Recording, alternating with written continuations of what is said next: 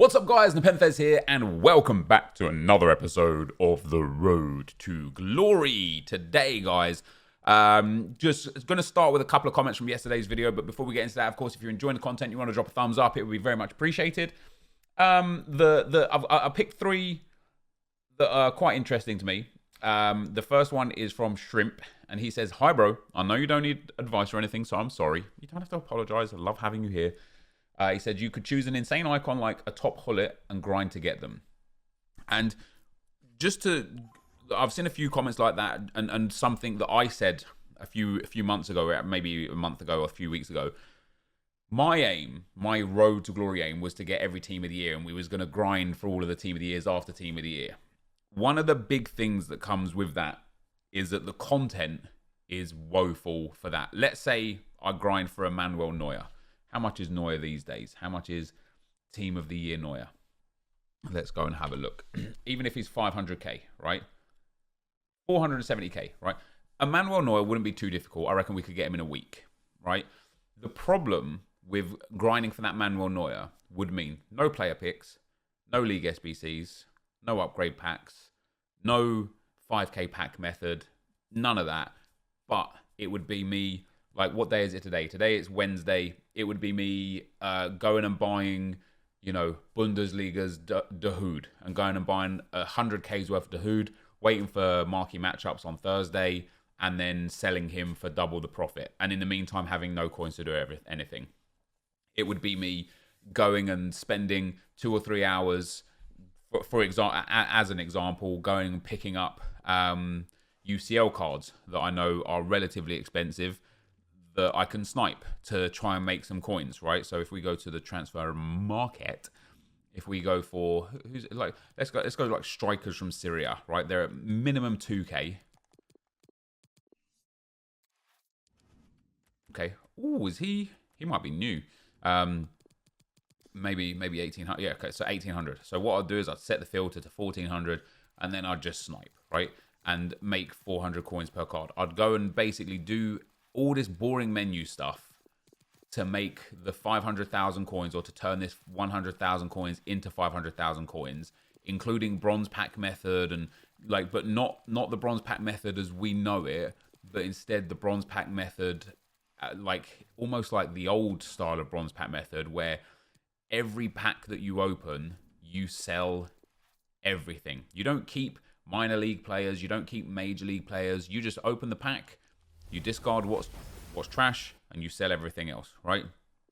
So we would I would basically just list all three of these players. I would even list the manager contract and this guy here as well, and I would discard I would discard the trash, and then we'd move to the next one just to try and make the coins, right? We'd do every SBC that had a tradable pack return with untradeable players, and then sell all the items. And basically for content, so I'd sell basically 3 of these because we've got 3 league SBC bronzes there. I'd sell them all, right? And so for content, to make that 500k, it would be like 4 or 5 days of genuine boredom, because it's the really tedious menu content, right? It's the really low stuff. It's the boring kind of, you really don't want to watch this. You want to know how to do it, but you don't want to watch this kind of content. And so that's just for a Neuer. Now, if we take into consideration potentially some of the other Team of the Year cards, and let's have an understanding of what order we would do it in, right?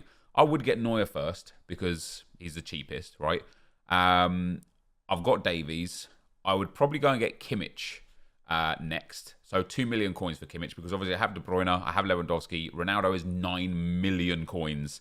Mbappe is 7 million coins.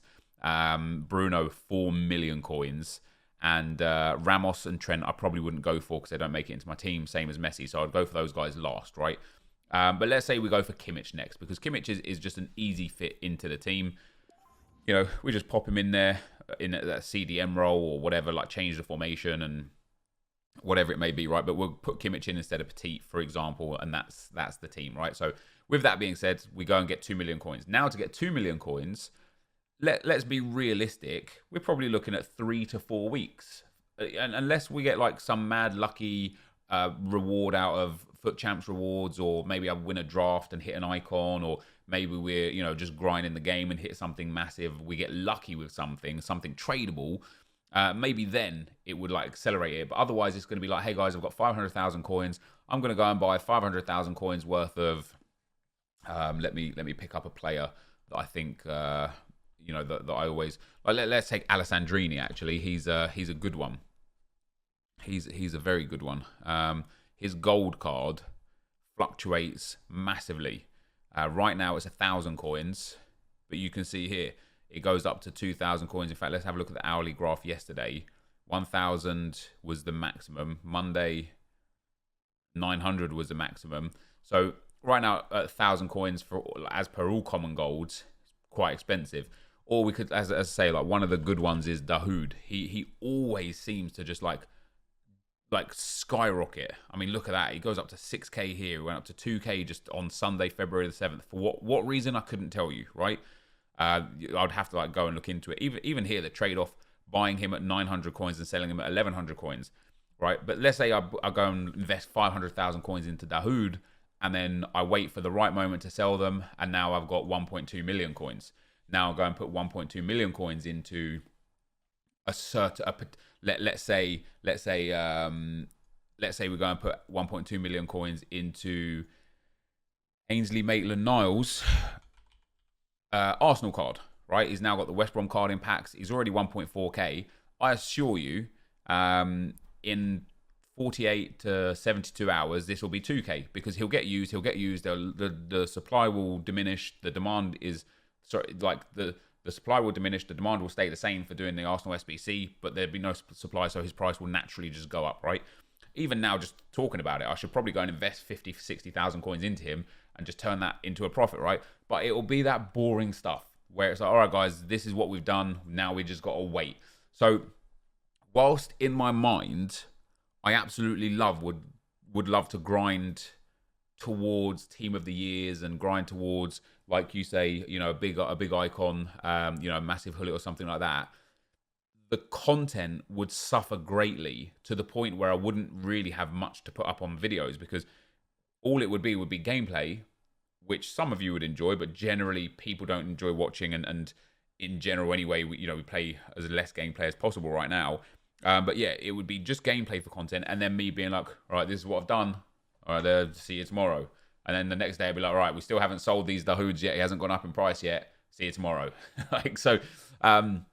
Whilst the desire to want every team of the year is there, the kind of logistics behind actually doing it aren't quite on point. So that's not to say that we won't. We just might need to find a fun way for doing it. And somebody had also said about starting a new Road to Glory, right? I thought I brought the comment, but I didn't. Somebody had said, a fair few people said I should start a new Road to Glory. Somebody said I should start a gameplay-only Road to Glory. Some people want me to go back to a PC Road to Glory or something like that, right? I don't want to start a new Road to Glory because it will be the same problem, right? We talked about this before, but it will be the same problem. After 2 or 3 weeks, we'll be right back. Maybe not with this quite caliber of team, but we'll have an extremely good team after 2 or 3 weeks. And we'll be straight back to that point where it's like, okay, now what? Now we do start again and do it again and start again and do it again. I'd rather actually grind on this one. If we're going to start a new one, we might as well grind on this one. In terms of a gameplay-only Road to Glory, though, we could, and I'm thinking about what I'd need to do even for right now because I still haven't worked towards these objectives. Obviously, Tonali we're not in any rush for. Future of Football we're not in any rush for. Silver Beast we're not in any rush for. Silver Stars might build my silver team right now. And just show you guys what my current silver team looks like and get this Kittel card. We could start doing more gameplay-oriented stuff, building teams and having fun in that regard, or even just building a team. Like I don't want to show you guys a squad battles gameplay, but I could absolutely show you the Future of Football squad that we build, the Silver Beast squad that we build. We'll probably do both of these together. The Syria squad that we build, and kind of go through that regard of things. So we can certainly go when I look at Silver Stars, and we're running out of time for this Silver Stars, right? I've got 3 hours left or whatever. Oh, wait. There's no time on this. Oh, fair play, EA. That's legit. This doesn't expire today. Usually Silver Stars expires Wednesday at 6, but I think because we obviously know we're not getting a Silver Stars today because it's the new season on Friday, it looks like EA, yeah, 2 hours, 1 minute on daily objectives. All right, so silver, I'm in no rush for the silver stars either, so we can do that for tomorrow's video. Perfect. I'm in no rush to get that. It's brilliant. I remember saying to myself, I want to do everything this year. I want to make sure I have everything. Now, obviously, we made some mistakes where I accidentally submitted some of my good silver cards into an SBC, and we started getting rid of some fodder, some 84, 85, 86 rated fodder of cards that we picked up, that we earned, that we done SBCs for, that just don't fit the bill anymore, right? But I'm tormenting myself the fact that I haven't done these, just because I want to make sure I get to the end of this game cycle and say to myself, I gave it everything. I didn't start a new Road to Glory for a month. I didn't stop the Road to Glory for 2 months between now and Team of the Season. I didn't just start giving up on all the objectives. I did everything. And so we are going to, so I'm sitting here now, and I still say to you guys, I'm going to commit to still just doing everything. Not everything in the sense of I'm not going to go and play, I'm not going to go and complete the daily objectives for a bit of XP that I don't need because I already finished season objectives, right? But I will do Tonali, I'll do the Future Football, I'll do the Silver Stars, and I'll do the Silver Beast, even if only to put that Tonali in another SBC. At least then I can turn around and say, hey guys, I did it still. Hey, maybe I didn't use it afterwards, but I did it. So in terms of starting a new Road to Glory, I'm definitely not going to do that, right? I don't want to do that. I really want to make sure I keep building this club and building this squad. And we're certainly in a position of, we've got too much, right? Be careful what you wish for kind of thing, right? We've got too many good players. We can't possibly use them all. And so we're kind of overwhelmed and we end up using none of them. But that's where it is. That's where we're at. And so that's to answer that question. The next question is from T-Dog. He says, I want to know how you can do a League SBC in 1 hour. Not difficult. And for me, it comes down to understanding what you need, how much they generally go for, and where they are in the menus. And I find that to be really, really important, that some people don't kind of take value of a lot. So, for example, the Super League is 5 backwards. So when I start with Antalya Spore, right? I probably don't have any of these players, but when I go to the search parameters, I know, I don't even have to look, right? I'm looking into the camera. 1, 2, 3, 4, 5. And then for the league itself, we're 2 clubs in. So now I just know, right? And so we don't have any players, unless I've done it wrong. Was we at Antalya Spore? Yeah. So, and then the same for the Belgian league, because that's the other minor league that I do a lot. I know that as soon as I see the Liga Santander in the menus, I just need to stop because it's right after Liga Santander. So I'll just hold it. As soon as I see it, there you go, Pro League. And then we can find the Pro League clubs, put the players in, and go from there, right? And in fact, Belgian League looks like one I should be doing. We seem to have quite a few players. I wanted to show you guys how I could do a League SBC in an hour just by doing it. But I'd be able to finish this Belgian League SBC in around an hour. You know, sometimes it might take a bit longer. Sometimes it might be a bit slower. But around an hour is all it would take us to finish off this Belgian League SBC. And then I'd move on to the next one. But obviously, I'm not going to do that in the video today, not now.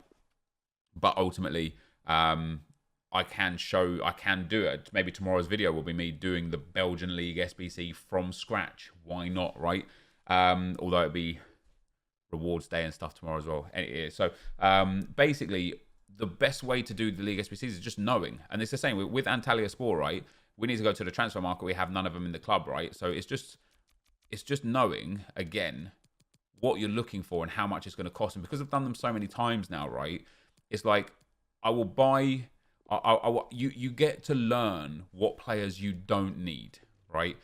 So for example, here with these right mids, if memory serves, I just don't need this right mid. Even though we've got a right mid here, they have like so many right mids that you end up not needing one particular one. Or sometimes you'll see, like if we go to, let's go to BB, right? I think these have got a lot of low rate cards. You'll see this goalkeeper. I would just ignore this goalkeeper because A, I'd want the rating of this goalkeeper, and B, I can't get chemistry if I buy both of these goalkeepers. Now, quite often you can actually get away with 2 goalkeepers and still get chemistry, but I know for a fact that this goalkeeper isn't high enough rated for me. I need this one. Even though you only need 4 from the club, I still need it, right? So it's just about knowing when you go through the menus, looking at the players, okay, I know I don't need him. I know I do need him. And you just start to learn and collect the knowledge and information about what you do and don't need. And so you start refining it not necessarily being efficient within the menus, but being efficient within your mind of understanding how to most quickly get to a particular team or a particular league, and then also how to most quickly understand which players you definitely do need and which players you definitely don't need. It starts shaving off an incredible amount of time. For example, we need the PSG players quite quick, and in fact, for when we used to do the UCL a lot, PSG and Bayern players are teams that we need a lot. Obviously, the French league is 5 ticks to the right, so we go 1, 2, 3, 4, 5, and PSG are 6 ticks to the left, so we go 1, 2, 3, 4, 5, 6, and that is, instead of being like, oh, where's the French league, PSG, where's PSG? Oh, there's PSG. It's like, look, I could do 1, 2, 3, 4, 5, 1, 2, 3, 4, 5, 6, and then we're at PSG. And the same with Bundesliga, right? Bundesliga is 8 ticks to the right, so you go 1, 2, 3, 4, 5, 6, 7, 8, boom. And Bayern is 6 ticks to the right, 1, 2, 3, 4, 5, 6, boom. Bayern Munich. So it's like, when you like, it is literally just about just understanding exactly how much you have to press on the buttons to get to somewhere super quick, and it just starts saving you crazy amounts of time, right? Also, in terms of like, and we can use the Pro League as the good example for this, in terms of like building out squads that you already have going on. We've shown this before, of course, in detail, but the web app is 100% your friend, right? The web app preloads the league and the team for you when you go into the league SBCs from this section, right? So if we go to leagues, let's go to favorites, let's go to the Pro League. We go to Circle Bruges, we just go use squad builder, build squad, and then back out. We go to Club Bruges, we go to use squad builder, build squad, and then back out, right? And we got obviously the right mid there. So now when I go back into the console, if I went through my whole Belgian league and just did that, I'd now even have to do less work as well, because I only have to go and buy the few players that I have missing in each particular squad, which again shaves off an extreme amount of time. It's really good. The last comment we've got for today's video for comments before we're going to build our silver squad, I guess, is from OnlyFans Free Come Fast. Great name. And she says, I wonder what they've changed so that 5 at the back formations are suddenly so meta. I don't think they've changed anything that's encouraged 5 at the back formations to be meta. I think 5 at the back formations were already meta. And the reason why I will say that is because we used the 5-2-1-2 previously, and it was very, very, very good. The reason why I think they've come into the public eye now is because the step overs, the juggling, the rainbow flick, and the passing all seem to have been nerfed, and the bridge all seem to have been nerfed. I think a lot of pro players and a lot of high-level players started protecting their goal more because they don't have as many tools to attack with, which it didn't make it meta. It just exposed the fact that it was meta. If you could have used 5 at the back when the step overs were overpowered, when the bridge worked super, and you'd have even better alternatives, right? Better options. The reason why it's so good right now is because, right? Let me draw it for you. And you could argue the same for the 3-5-2 or something, the 3-4-1-2 or whatever it may be, right? But specifically for this, right? Where is it? Oh. Hold on, I didn't show it. There you go. Look at that. That's nice, isn't it? Basically, when you're attacking, unlike the 4-2-3-1 and the 4-4-2 and stuff like that, you essentially have, so long as you have your fullbacks to balanced or attacking, you essentially have your 4 attackers like that, and then you got your fullbacks up in that position there. You've got 3 midfielders and 2 attackers, so you have got 7 players offensively in the 5 back because the fullbacks push forwards, right?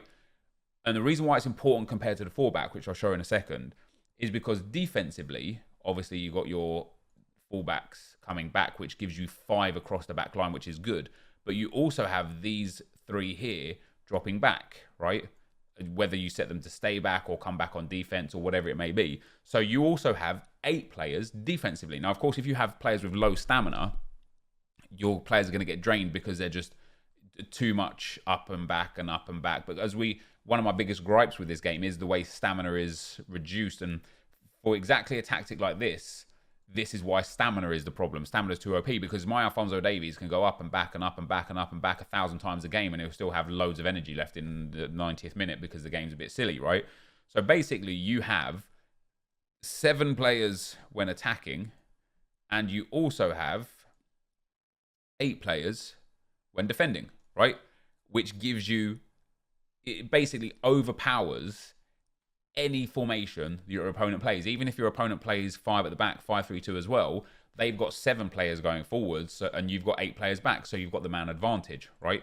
Obviously, that means if they're playing 5 at the back when you're going forwards, they have the man advantage as well. The reason why it's so much more beneficial compared to the 4-4-2 or 4-2-2 or 4-1-2-1-2 narrow or something, because you can make the same argument, right? Of, well, actually, I've got now if Alphonso Davies goes up here and Dest goes up here, I've now got 8 players going forwards. Sure, you have, right?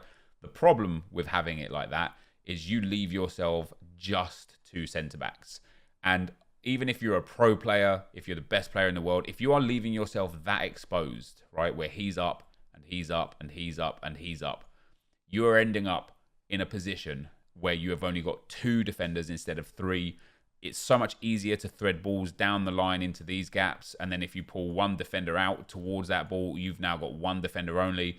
So, and then defensively, you could potentially still have the 8, but it's more than likely just the 6 coming back, right? Because more often than not, unless you have these guys come back on defense, which you can, and then you've got the 8 again, you are basically not as good going forwards unless, if you are as good going forwards, you leave yourself overexposed at the back. You know, that third centre-back here in the 5 back is just so valuable, so valuable. So in a nutshell, the 5 at the back, I believe, has always been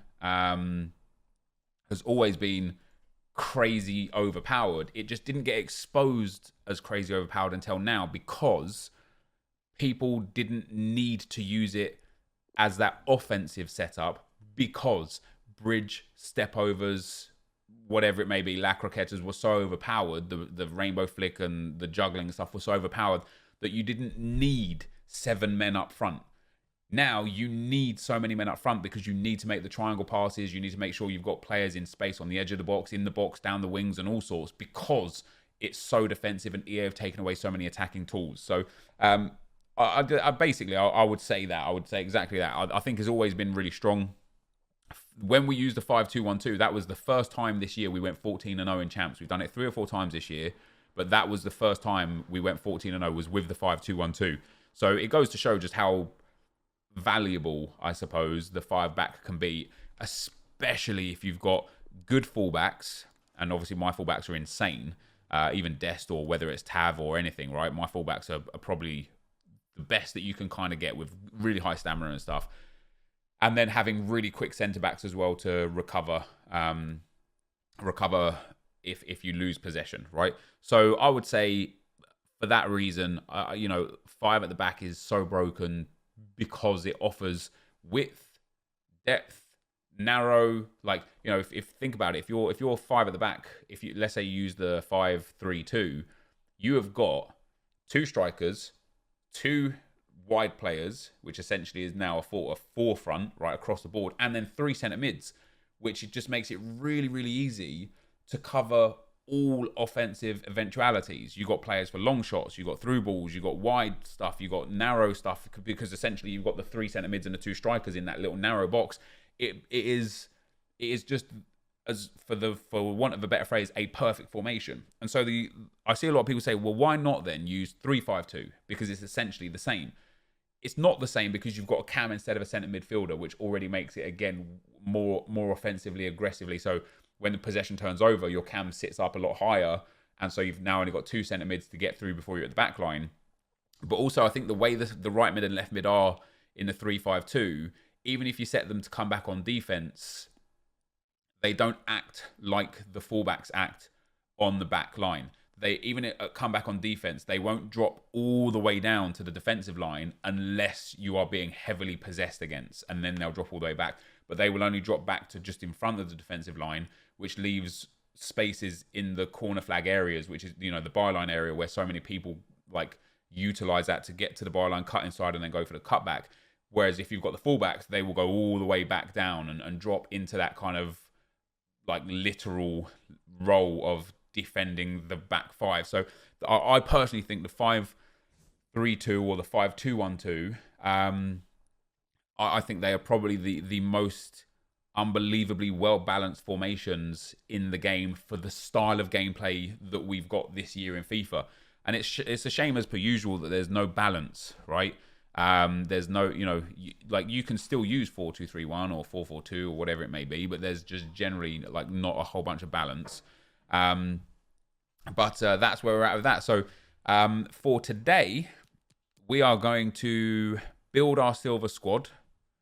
We're going to, I don't know what kind of silver squad I've got or what kind of silver squad I'm going to build, but we're going to build our silver squad. We're going to earn that silver stars card, and I will be right back. All right, guys, so this is the team that we built for silver stars. We don't have the 7 team of the weeks in it yet. We'll do that for the squad battle stuff, but we've got the German NepentheZ in goal. We've got our Marty and Morgan in the right-hand side of the defence, and then we've got Bubala and Wittek in the left-hand side of the defence. Quite a bit of pace on my centre-backs, which isn't so bad. We've got Vidra in at centre-mid with Stoppelkamp in there as well. We've got the Andrich card, who's very good. We have got Mukhtar at the left wing, Adeyemi at striker, and Yahamba at the right wing spot. A great bench as well. So we're going to go play some silver stars, guys, and see if we can claim this silver player for the rest of today's video. All right, we're up against a 173. Got Morgan, Yahamba. Got a couple of the big guns in there as well. What is a scoop turn there? Oh, that's nice. Over the bar. Oh my god, he's sunk that. GG's, what a finish. There's skill-based matchmaking in managerial masterpiece. Yeah, and in silver stars and all sorts. So I'm playing against probably another Division 1 player.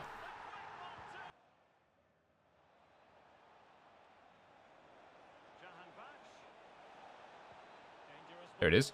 Boom. Oh, lovely. Good stuff. All right, 2-1. There's 1 goal, 1 assist.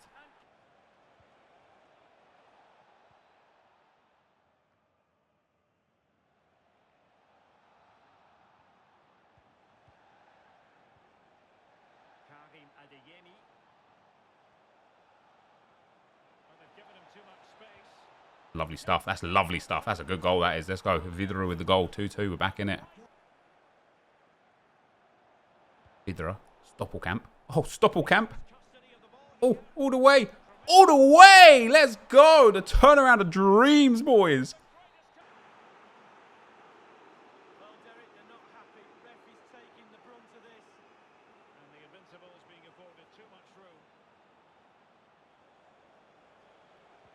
There it is. Oh, it's not for him. Come on, Vidra! Let's go, baby. That's a nice goal, that is.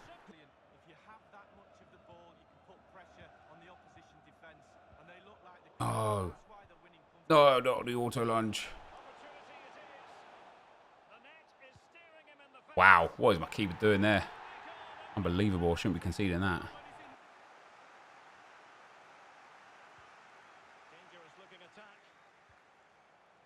All the way. Oh, all the way, Milan.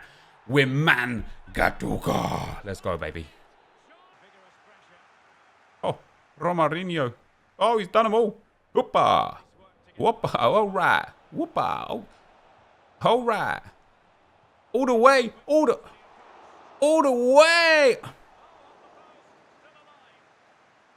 Right, this game's over now. Oh, yeah. Outside the box. You love to see it. You love to see it. Let's go. 6-3. And that's a GG. Hey, he was a good player, man. He was a good player, that guy. He wasted a couple of opportunities there. When he was 2-0 up, he probably could have easily got a third and a fourth. But he butchered a few through ball chances. Yeah, his keeper got 4.9. You don't like to see that, do you? But that was a tough game, man. That was a tough game. But first, I mean, we got the assists. We got 6 of the 8 goals. We just need 2 more wins, and then we're Gucci with that one. Right, here we go. Next one, 96 Kem. He's got his 7 informs in there. That's a nice squad, that is. It's a nice squad. That's nice. No, that's such a horrible ball. It really should be 1-0. That will be, though. Don't worry about it. Bang. Let's go, baby. Vidra with the goal. Go on in, corner, pal. Let's go. There's a win and the goal. Sean, thank you for the stars. There you go, buddy. 53. And just as I say you don't see it, there is Akinfenwa. Akinfenwa. He's got Hunter Kemp style on him as well. What a beast.